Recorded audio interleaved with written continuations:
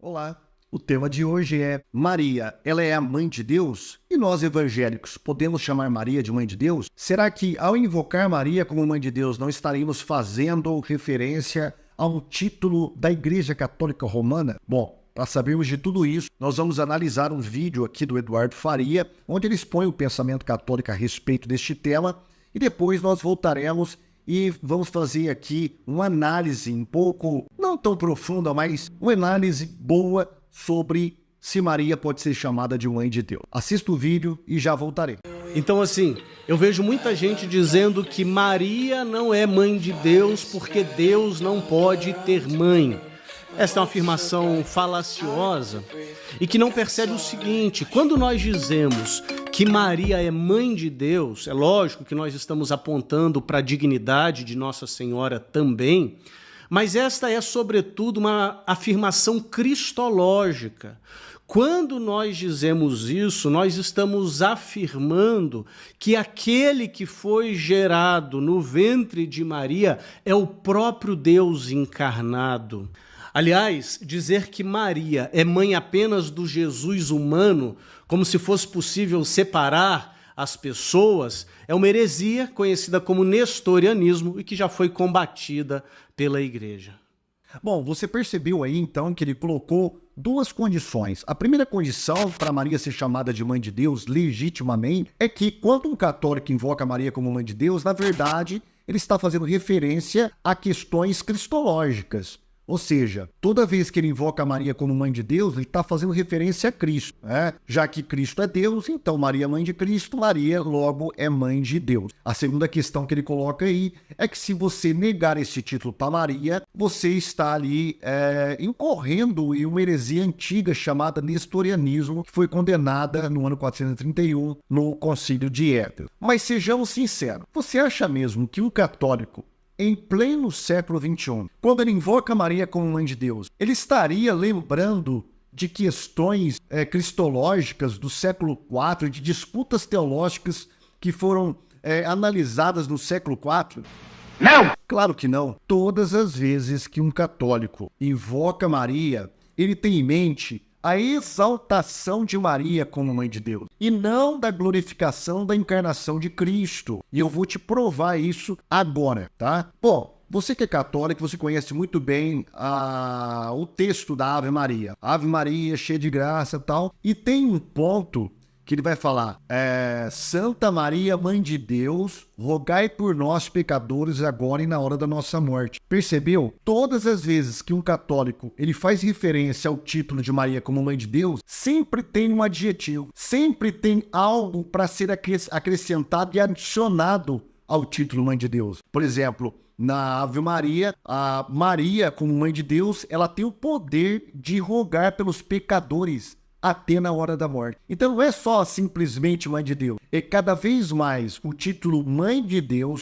Nós vamos dar uma passada rapidamente aí da história do Concílio de Éfeso, mas eu quero fazer um vídeo só sobre esse concílio para falar sobre Nestório e sobre o outro adversário de Nestório, mas isso vai ficar para um outro vídeo. Mas todas as vezes que um católico ele invoca Maria como mãe de Deus, ele tem que adicionar algum adjetivo. Neste caso da Ave Maria, Maria tem o poder de intercessão até na hora da morte dos pecadores. Mas para você não vir aqui embaixo nos comentários falar que estou distorcendo a fé católica, que eu estou contando mentiras da sua igreja, vamos analisar então documentos da sua própria igreja para provar que todas as vezes que um católico invoca Maria como mãe de Deus, ele tem em mente não a glorificação da encarnação de Cristo, mas sim a glorificação de Maria, a exaltação de Maria, porque cada vez mais, depois do Concílio de Éfeso, onde este título foi normatizado, Maria foi ganhando um status quase de uma deusa. Vamos dar uma olhada nisso? Bom, eu já falei sobre a Ave Maria.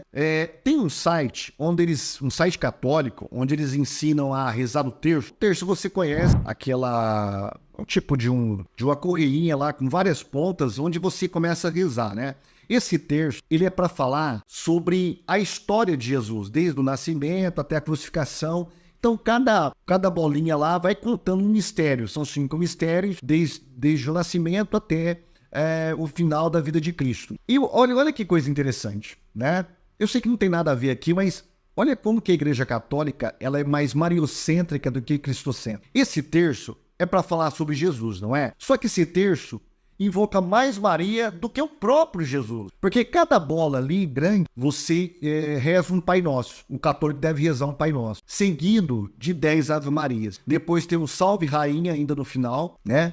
E depois reza o credo, mas para por aí. Então você tem muito mais a invocação de Maria no próprio terço, que é para falar de Jesus, do que a invocação do próprio Filho de Deus. Mas esse site, voltando para esse site ele vai ensinar o fiel católico a rezar o terço. E tem uma parte onde ele diz assim, olha, ele ensina o católico a invocar Jesus nessa oração. Ele diz assim, Divino Jesus, preste atenção, ele está invocando Jesus aqui, está orando para Jesus. Ele está, então, invocando diretamente o Filho de Deus. Preste atenção. Divino Jesus, nós vos oferecemos este terço que vamos rezar. Beleza?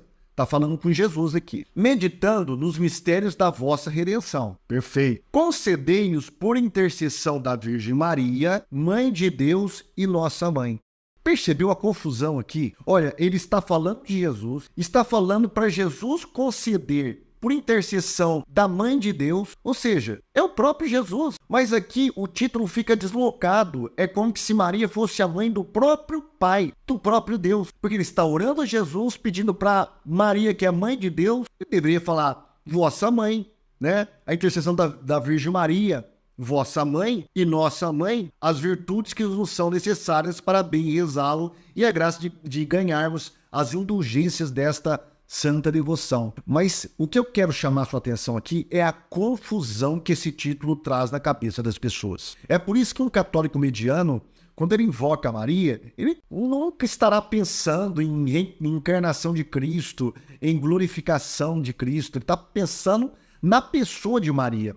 O foco é a pessoa de Maria e não a pessoa de Cristo, como deveria ser, como foi posto no Concílio de Éfeso. Agora, olha que interessante. Eu tenho aqui em minhas mãos um doutor da Igreja Católica, Santo Afonso de Ligório. O livro mais conhecido dele é Glórias de Maria. Este livro aqui, olha, Glórias de Maria. Este livro aqui, ele tem mais de 800 edições e tem um imprimatur do Vaticano, da Igreja Católica, ou seja, quando a Igreja Católica carimba em um livro, seu imprimatur, imprime a sua está chancelando este livro, ele deve ser lido sem nenhum problema por todos os católicos. Isso quer dizer que este livro não tem heresia alguma. Agora, preste atenção, como que esse doutor, chamado doutor da igreja, foi canonizado depois, vai invocar Maria como Mãe de Deus. Veja se isso aqui tem em mente a encarnação de Cristo ou a glorificação de Maria. Aqui na página 291 desta versão que eu tenho, diz assim, ó, ponto segundo, a exaltação de Maria por Deus. Como Mãe de Deus, é Maria a criatura mais chegada ao Senhor. Por aí você já está percebendo o tom que virá em seguida, né? Necessário seria compreender quão sublime é a grandeza de Deus, para também se compreender a altura a que foi Maria elevada. Bastará, pois, somente dizer que Deus fez desta Virgem sua mãe pura, para entender, com isso que não lhe era possível exaltá-la mais do que a exaltou. Aqui o título Mãe de Deus vai colocar Maria quase que tomando a posição do próprio Deus. Ele vai falar depois que depois dela, somente Deus é mais exaltado.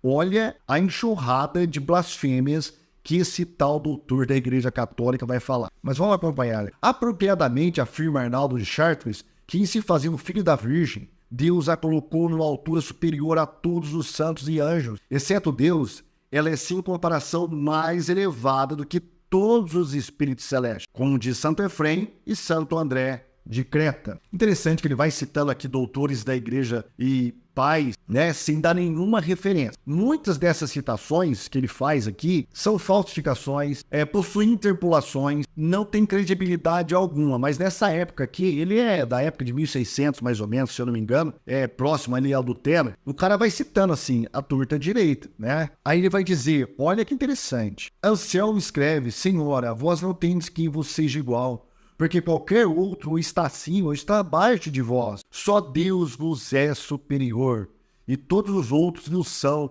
inferiores. Aqui, preste atenção, ele está discorrendo sobre o título Mãe de Deus. Mas vai continuar. Eu até grifei aqui tudo isso que você vai ler, tá? Preste atenção. Daqui deduz o padre Soares a razão porque a dignidade de mãe de Deus é de ordem superior a toda outra dignidade criada. Assevera por isso Dionísio Cartucho, que depois da união hipostática, nenhuma mais próxima que a da mãe de Deus com seu filho. Santo Alberto Magno afirma que ser mãe de Deus é a dignidade imediata depois da dignidade de ser Deus. Olha que absurdo. Por isso diz que Maria não pode ser mais unida a Deus do que foi senão fazendo-se Deus. A Virgem deveria ser mãe de Deus. Precisou, portanto, na linguagem de São Bernardino, ser exaltada a certa igualdade com as pessoas divinas, por meio de uma quase infinidade de graças. Aí ele vai continuar as bizarrices aqui. Como mãe de Deus, é Maria portadora de uma dignidade quase infinita. Segundo São Tomás, tendo Maria sido feita mãe de Deus, em razão dessa união tão estreita com o bem infinito, recebeu certa dignidade infinita, a qual Soares chama de infinita no seu gênero. E aí, na página 294, ele vai continuar essas blasfêmias. Razão teve, pois, o autor da Salve Rainha, de dizer que Deus criou o mundo por causa dessa virgem que havia de ser a sua mãe. Pois é. São Boaventura podia dizer que o mundo persiste por disposição de Maria. Por vossa intercessão, ó Santa Virgem, é conservado o mundo, que no começo fundastes juntamente com Deus. Essas palavras fazem alusão ao texto de Provérbios, onde se lhe estava eu com ele regulando todas as coisas, 8, verso 30, que por amor de Maria, Deus não destruiu o homem depois do pecado de Adão. É sentença de São Bernardino. E aí, na página 295, ele vai continuar. Mas todo esse tesouro lhe foi dado em consequência da dignidade que lhe fora concedida de mãe de Deus. Sei. E na 296 ele vai finalizar. Pois não diz o padre Soares que Maria, sendo mãe de Deus, tem certo direito sobre seus dons em benefício dos que a servem? Além disso, a opinião de São Germano, Deus não pode deixar de ouvir as súplicas de Maria, porquanto precisa reconhecê-las como sua verdadeira e imaculada mãe. Aqui você vê alguma coisa de exaltação a Cristo, de glorificação a Cristo, de lembrança da encarnação de Cristo? Claro que não. Aqui o título Mãe de Deus está para exaltar Maria próxima à Trindade Divina. É praticamente uma semideusa, porque depois do título Mãe de Deus, ela virou rainha dos céus, ela virou portadora de todas as graças, ou distribuidora de todas as graças, intercessora, ela virou também corredentora da humanidade, e por aí vai. A infinidade de funções e de títulos que o Filho de Deus tem, a Igreja Católica está transferindo todo para Maria. Então o título Mãe de Deus, ao contrário do que disse o Eduardo Faria, ele não tem em mente, hoje em dia, em glorificar a Cristo. Ele tem em mente em exaltar Maria. Quando um católico invoca Maria como Mãe de Deus, ele tem em mente a maternidade de Maria em si. Não tem nada a ver com Cristo. Mas alguém pode dizer, olha, mas veja bem, isso aqui é apenas um doutor da igreja. Doutores da igreja são falíveis. Somente o Papa é infalível. Então vamos para a declaração de um Papa infalível. Vamos para Pio VII. Preste atenção no que Pio VII disse na sua Constituição Apostólica, Tanto Studio, de 19 de fevereiro de 1805. Preste atenção no que ele diz. Enquanto as orações daqueles que estão no céu têm, é verdade, alguma reivindicação ao olhar atento de Deus, as orações de Maria colocam sua segurança no direito de uma mãe. O que ele está dizendo aqui? Olha, é verdade que os santos, eles têm até um poder ali, Deus até olha com um pouco de dignidade, porque eles são santos, eles intercedem, mas Maria é diferente. Maria, ela tem o poder de mãe na hora da intercessão, ou seja, ela tem o poder superior. Então o título Mãe de Deus aí está muito além de uma mera referência à encarnação de Cristo. Mas ele continua, não parou. Segura aí que você vai ver o que esse homem vai falar. Por essa razão, quando ela se aproxima do trono do seu divino filho, como advogada, ela implora. Como serva, ela reza. Mas como mãe, ela ordena. Mentira! Olha, então quando ela chega diante de Jesus Cristo, ela tem poder sobre Jesus, porque ela é mãe de Cristo, ela é mãe de Deus. Percebeu o que esse título está fazendo na cabeça dos católicos? E parabéns. E isso não é um católico qualquer que está falando, é um papa da Igreja Católica. Ah, mas ele não falou ex-cátedra. Mas não importa, até mesmo os sede-vacantistas acredito que todas as declarações dogmáticas, pelo menos, dogmáticas não, pelo menos declarações teológicas dos papas são ex-cátedra. Ou seja, esse negócio de saber se o Papa está falando ex-cátedra ou não, ele está proferindo uma sentença, isso aí é um jogo de esconde-esconde que os católicos atuais fazem, pós-Vaticano II. Mas esse termo, ele é muito ambíguo, muito ambíguo. E eu vou falar o porquê. Esse título, na verdade, ele é um título latinizado. Mãe de Deus, Dei Genitrix, ou Dei Mater, ele começou a ser usado depois do século IV. No finalzinho do século IV para o século V, eles começaram a usar o título Mãe de Deus. O título que a igreja primitiva invocava era Theotokos, que é um pouco diferente de Mãe de Deus. Theotokos tem um sentido, que é um termo grego, tem um sentido de portadora de Deus, não é mãe de Deus. E é bem diferente. Deixa eu te explicar. Portadora de Deus não está falando de uma filiação divina com a natureza divina de Cristo. Está falando simplesmente que Maria está portando alguém que é Deus, mas não que ela seja mãe desta parte divina, porque é isso que tem em mente os católicos que invocam Maria hoje em dia. Queiram os teólogos, os apologistas de internet católicos, queiram ou não,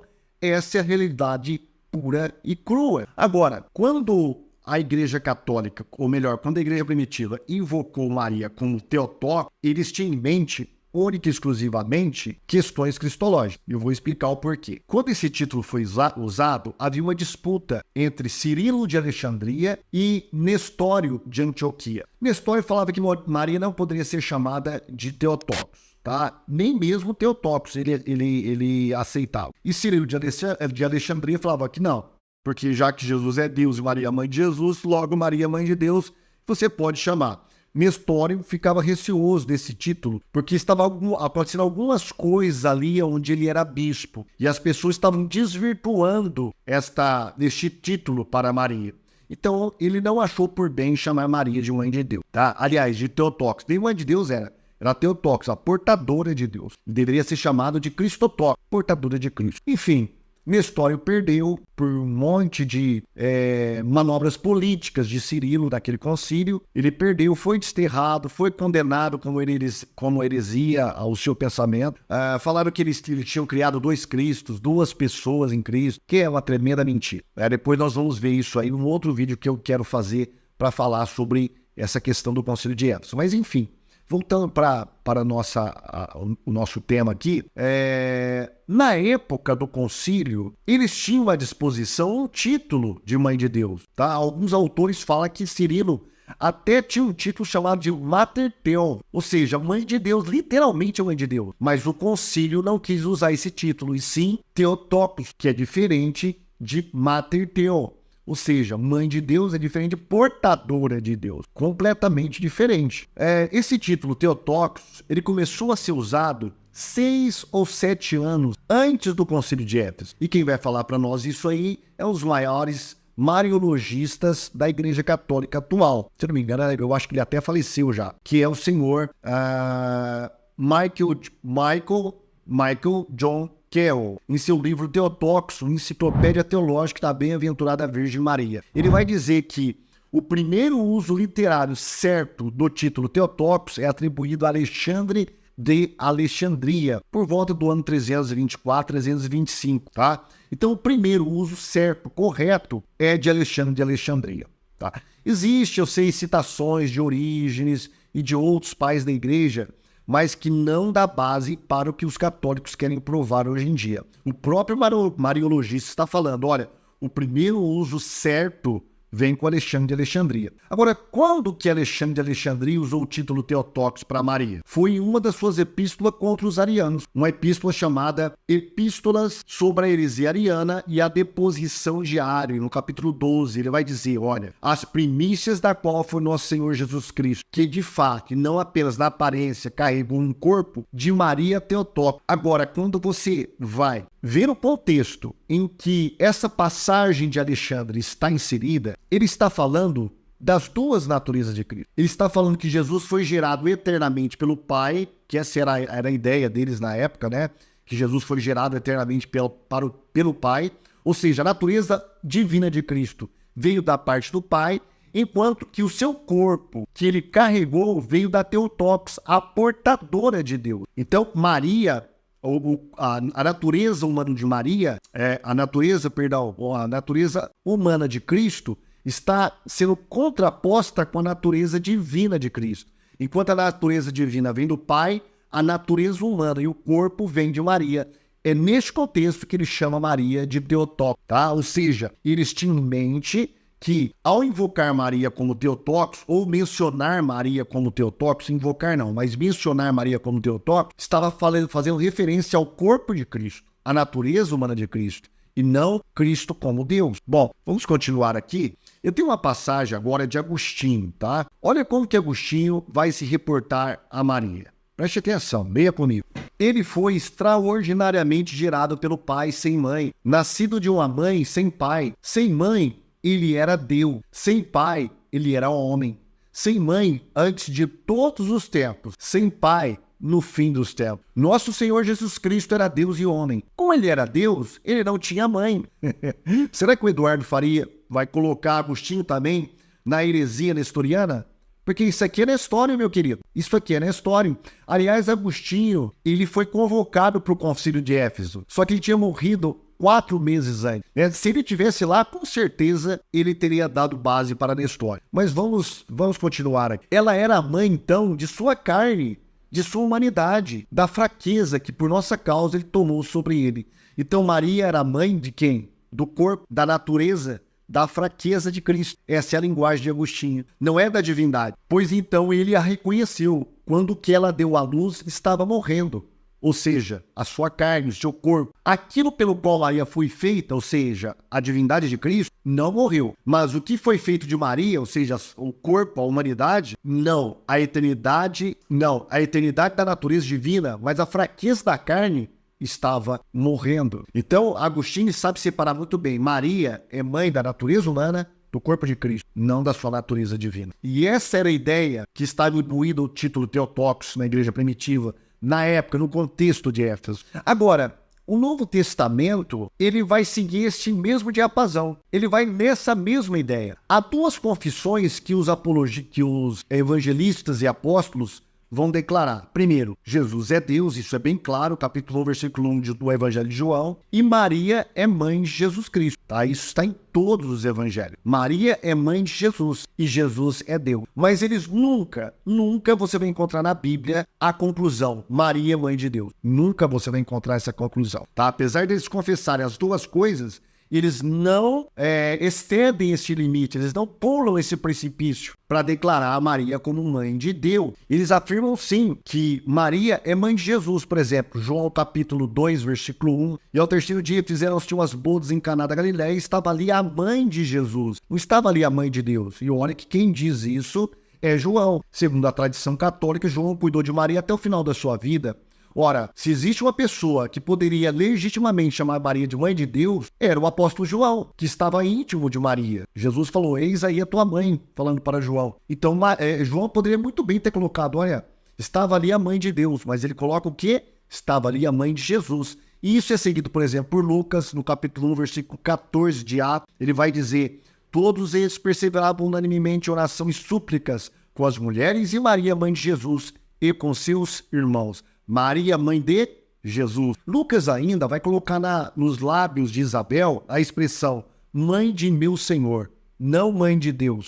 Em Mateus 1,18, João 19, 25, Jesus vai referir a Maria como sua mãe. E Jesus nunca dialogou com Maria, chegou próximo a Maria e invocou ela como mãe. Sempre se portava ela como mulher. Que tenho eu contigo, mulher? Isso não é um título desonroso. Longe disso. É um título respeitoso. Se reportar a Maria como mulher. Mas ele nunca chama Maria de mãe. E isso é sintomático. Por quê? Porque cada vez mais no ministério de Cristo, conforme Cristo ia pegando a sua autonomia e ia ganhando consciência de quem ele era, ele se afastava daquela filiação, a filiação carnal, a filiação sanguínea. Tanto é que lá com 12 anos, ele deixa os seus pais naquela festa e vai disputar com os doutores da lei. Maria fica louca procurando ele, volta para a cidade e dá uma bronca em Jesus. Olha, seu pai e eu te procurávamos que nem doido. E Jesus fala para ela, olha para ela e fala, mulher, eu não tô te entendendo. Será que você não sabe que eu tenho que cuidar das coisas do meu pai? Então, cada vez mais, Jesus vai se distanciando de Maria para dar a entender que Maria não é a mãe, a dona, a senhora de Cristo, como que eram os católicos hoje. Mas vamos lá. Esse título, aliás, essa expressão que eu mencionei em Lucas 1,43, mãe de meu Senhor, colocado nos lábios de Isabel, é utilizado pelos católicos como que tivesse o mesmo sinônimo de mãe de Deus. Então eles dizem o seguinte, olha, o título Kyrios, no grego, ele remete a Adonai, um título divino do Antigo Testamento. Então, todas as vezes em que Cristo é chamado de Kyrios, está falando que ele é o Deus do Antigo Testamento, o Adonai do Antigo Testamento. Portanto, quando Isabel chama Maria mãe de meu Senhor, ele está falando nada mais do que mãe de Deus. Será que isso é verdade? Não! Claro que não, claro que não.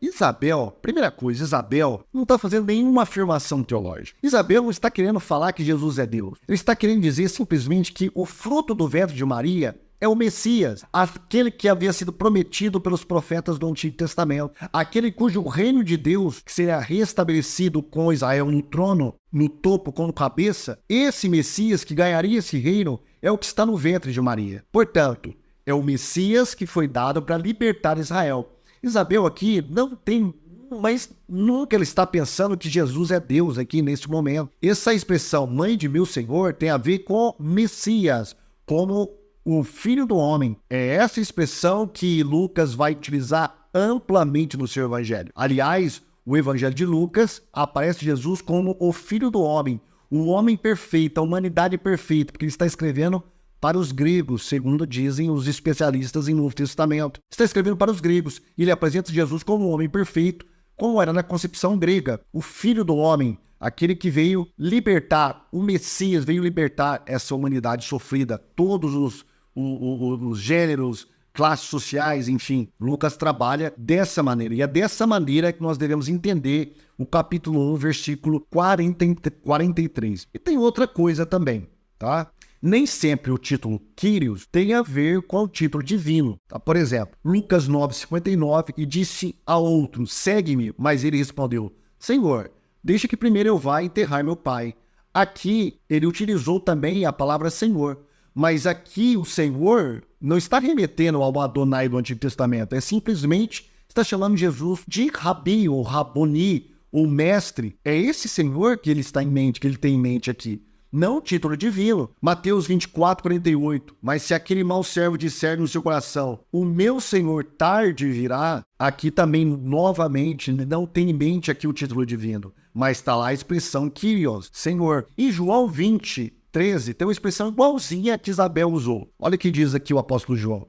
E disseram-lhe eles, mulher, por que choras? Ela lhes disse, porque levaram o meu Senhor e não sei onde o puseram. Aqui novamente a expressão o meu Senhor, igualzinha que Isabel usou, tem em mente não a divindade de Cristo, mas sim a sua messianidade. Tem em mente aqui que ele é o seu mestre, o seu Senhor. É nesse sentido, tá? Então Jesus, ele é o Filho do Homem em Lucas e nos demais sinóticos. Ao contrário, por exemplo, de João, onde apresenta Jesus como Deus. De fato, ali o realce do Evangelho de João é mostrar a divindade de Cristo. Em Lucas, Mateus e Marcos não. É mostrar ele como o Filho do Homem, aquele que encarnou, aquele Messias que encarnou para libertar a humanidade, para salvar a humanidade.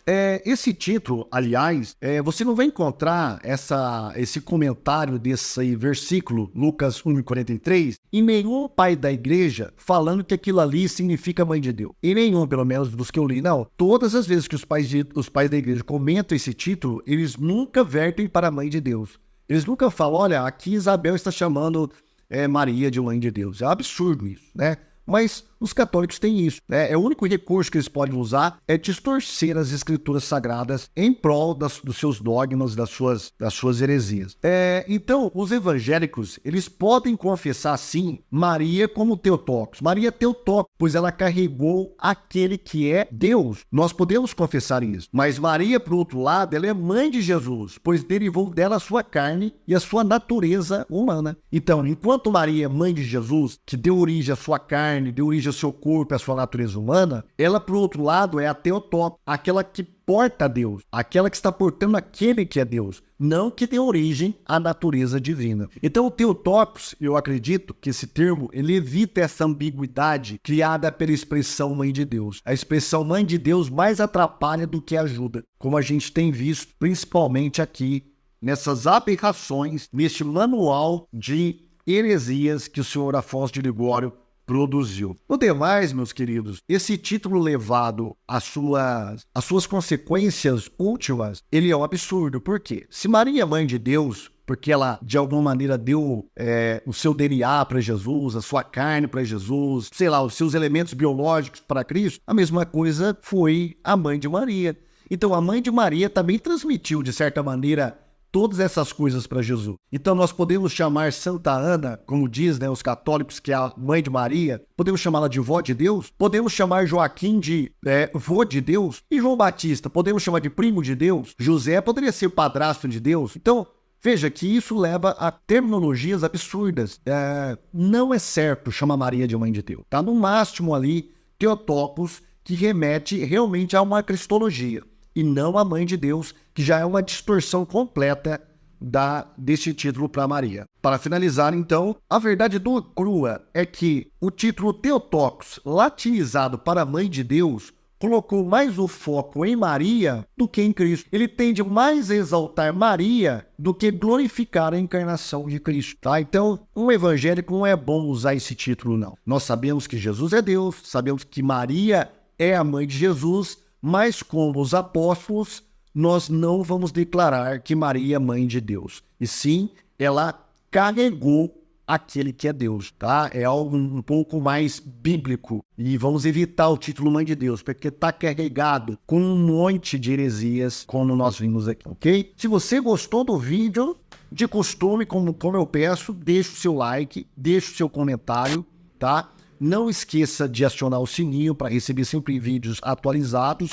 E se não é inscrito, se inscreva, distribua o nosso vídeo aí, espalhe o nosso trabalho para a sua igreja, comunidade, para grupos de WhatsApp, para serem abençoados. Que Deus te abençoe e até o próximo vídeo. Tchau!